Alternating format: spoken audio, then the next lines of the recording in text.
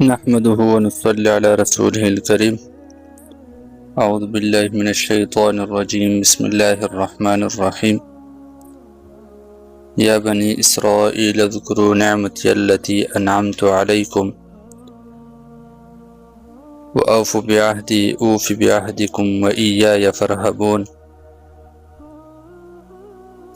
40 آیات نواخلو 48 پورې د دې مختصر خلاصه دا ده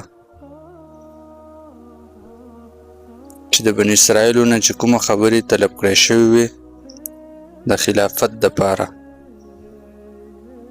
چې دا خلافت به باقي وي، د بني اسرائیلو نه چې کومې خبرې طلب کړې شوې وې چې دا خلافت به باقي وي او تاسو کې به وي، د هغې خبرو ذکر دی. دا ټوټل 14 خبرې دي. په دې کې څه حکمونه دي؟ 9. په دې کې 9 حکمونه دي او 15 پکې نواهي دي، 15 پکې منهیات دي. نو اولنی حکم په 40 نمبر آیات کې دی، هغه دا دی: یا بني اسرائیل اذکروا نعمتي التي انعمت علیکم. ای بني اسرائیلو یاد کئ زما نعمتونه هغه چې ما انعام کړی دی په تاسو باندې. واوفوا بعهدي، او زما وعده پوره کئ، چې کومې وعدې سره ما کړي دي هغې پوره کئ. نو اولنۍ خبره خو دا ده چې زما نعمتونو شکریه ادا کئ. اولنی حکم دا دی دا په 40 آیات کې زما نعمتونه چې کوم دي د هغې شکریه ادا کئ، زما نعمتونه یاد کئ چې دا خلافت په تاسو کې باقي پاتې شي.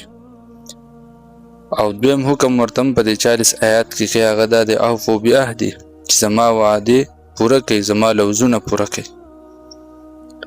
او دریم حکم په دې 40 آیات کې دی: وإیاي فارهبون، چې خاص زما نه ویریږئ. نو یاره صرف د الله تعالی نه پکار ده، د الله تعالی وعدې پوره کول پکار دي او د الله تعالی په نعمتونو باندې شکر ادا کول پکار دي. بیا څلورم حکم: وآمنوا بما انزلت، یعنی چې کوم کتاب ما نازل کړی دی قرآن مجید، نو دا تسلیم کئ، دا ومنئ، په دې باندې ایمان راوړئ. دا په 41 آیات کې. او 5م امر: وإیاي فاتقون، چې خاص زما نه ویریږئ، تقوا اختیار کئ او د شیطان پیروي مه کوئ. دا هم په 41 آیات کې. 6م امر دا دی: واقیموا الصلاة، چې د مونځ اهتمام وکئ، مونځ قایم کئ. نو دا په 43 آیات کې. او 9م امر دا دی، 9م حکم: وآتوا الزکاة، زکات ورکئ، د زکات نظام قایم کئ چې ریاست او خلافت دا وچلیږي، کم غریبانان دي د هغو حقوق خپل ادا کړي. او 8م امر: ورکعوا مع الراکعین، چې جماعت سره مونځ ادا کوي، د جمع سره مونځ ادا کوي، چې د یو بل د حالاتو نه خبرېږي. دا په 43 آیات کې. بیا 9م حکم: واستعینوا بالصبر والصلاة، چې امداد حاصل کوي په صبر سره او په مانځه سره امداد حاصل کوي. صحابو ته چې به کومه مسله راله نو هغو به مونځ کو، نو د الله نه مدد حاصلول یو صبر پکار دی او بل هغه مونځ پکار دی. نو دا په 45 آیات کې. بیا الله تعالی د یو څو خبرو نه منع کول کړي، هغه 15 خبرې دي. نو اولنۍ منهي او اولنۍ نهي دا ده: ولا تکونوا اول کافر به، چې د قرآن مجید دا لوی نعمت دی او تاسو نه دا اقرار اغستی شوی چې مونږ په دې باندې ایمان راوړو، نو تاسو د دې نه اول انکار کوونکي مه جوړېږئ، د دې نه انکار مه کوئ، په دې باندې ایمان راوړئ.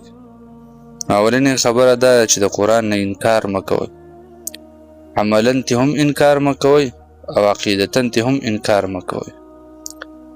نظام هغه د قرآن موافق جوړ کړئ، نظام د قرآن نه خلاف مه جوړوئ. او دویمه نهي دا ده، دویم منع دا راغل: ولا تشتروا بآیاتي ثمنا قلیلا، چې زما په آیاتونو باندې دنیا لږه مه اخلئ. مطلب دا دی چې بې قیمته دنیا د هغې دپاره زما آیاتونه د دنیوي اغراضو دپاره دین خرڅول دا مه کوئ. د تورات او د هغې احکامات هغه مه قربانوئ. نو دا په 41 آیات کې دا خبره ده. درېیمه نهي دا وه ولا تلبسوا الحق بالباطل، چې حق او باطل د یو بل سره مه ګډوډ کوئ. دا په 42 آیات کې حق د باطل سره مه ګډوډ کوئ. حق او باطل دا یو ځای مه پیش کوئ. څلورمه نهي هغه دا وه وتکتموا الحق، او حق مه پټوئ. یو دا د حق دی د باطل سره پیوست کو، دین دی د بېدینۍ سره داسې بېدیني د دین سره داسې ټچ کړه چې د دین نوم دی وله ورکو. او بل دا ده چې حق دی پټ کو، مسله دی پټه کړه، حق دی پټ کو، د ویلو ځای او تا ونه وي، د کردار ادا کولو ځای او تا کردار ادا نه کو، نو د دې نه منع راغله چې دا به نه کوې. دا هم په 42 آیات کې. او پنځمه نهي دا ده اتأمرون الناس بالبر وتنسون انفسکم وانتم تتلون الکتاب، چې تاسو خلکو ته حکمونه کوئ چې نیکي کوئ، وتنسون انفسکم خو ځانونه د نه هیر دي، ځانونه یې هیر کړي، وانتم تتلون الکتاب او تاسو کتاب لولئ. نو د نورو د حقوقو د ادا کولو چغې وباسئ چې دا نور خلک دي حقوق ادا کړي، خو په خپله پې عمل نه کوئ. نو دا 44 نمبر آیات کې دا خبره ده. الله دې مونږ ټول د دې نه حفاظت وکړي چې مونږ نورو ته د نیکۍ حکم کوو او د بل د حقوقو د ادا کولو چغې وهو چې بل دې حق ادا کړي، خو چې په مونږ کومې ذمهواریانې دي هغه نه ادا کوو. نو الله دې د دې نه مونږ ټول بچ کړي. بیا ترغیب د ایمان ته او اعمال صالحو ته یا بني اسرائیل اذکروا نعمتي، ای بني اسرائیلو چې زما نعمتونه یاد کړئ. دا 2 پیره ذکر ځکه وشو چې بار بار کم انعامات په چا باندې شوي هغه ته بار بار حکم وکړئ چې رعایت کړی شو ورته چې په تا باندې ډېر انعامات شوي دي، خپل صلاحیتونه مه ضایع کوه او په دې دین باندې عمل وکړه. دا په 47 آیات کې. او بیا الله تعالی د آخرت نه یرول کوي چې د آخرنۍ ورځې نه ویریږئ. دا په 48 آیات کې واتقوا یوما لا تجزي نفس عن نفس، ویریږئ د داسې ورځې نه چې به بدله به نشي ورکولی یو نفس د بل نفس نه، ولا يقبل منها شفاعه، سفارش به هم نشي کولی د دې نفس نه، ولا يؤخذ منها عدل، جرمانه به هم نشي اخیستلی، ولا هم ينصرون، او نه به دوی مدد کېدی شي.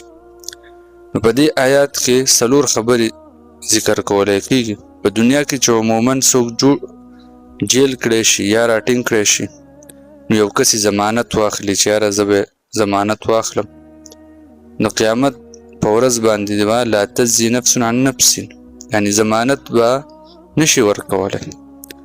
بیا په دنیا کې دا کېږي د دنیا په عدالتونو کې جیلونو کې چې دلته کې سفارش چلیږي، نو قرآن مونږ ته اعلان وکړو ولا يقبل منها شفاعه، چې د قیامت په ورځ غوره سفارش هم کار نه کوي. بیا دلته کې جرمانه ورکړی شي، پیسې ورکړی شي، ولا يؤخذ منها عدل، هلته کې جرمانې هم نه اخیستلی کېږي، پیسې هم نه اخیستلی کېږي. ولا هم ينصرون، دلته کې که دا 3 کارونه کار ونه کړي نو خلک هغه قیدي، هغه وتښتی، د بل طرف په پسې راشي او ویې تښتی، نو قیامت په ورځ کې بل څه مدد به هم نه کېږي. قیامت داسې ورځ ده چې نه به ضمانتي او نه به د نفس نه سفارش کولی کېږي چې څوک راټینګ شو، او نه به څه جرمانه او نه به څه مدد کېږي. نو دې له تیاري پکار ده او دا ډېره سخته ورځ ده. نو په دې مختصر خلاصه کې دا یو څو خبرې ذکر شوې، یو څو امرونه ذکر شو، حکمونه د الله تعالی. اولنی حکم دا اذکروا نعمتي، چې زما د نعمتونو شکریا ادا کوئ.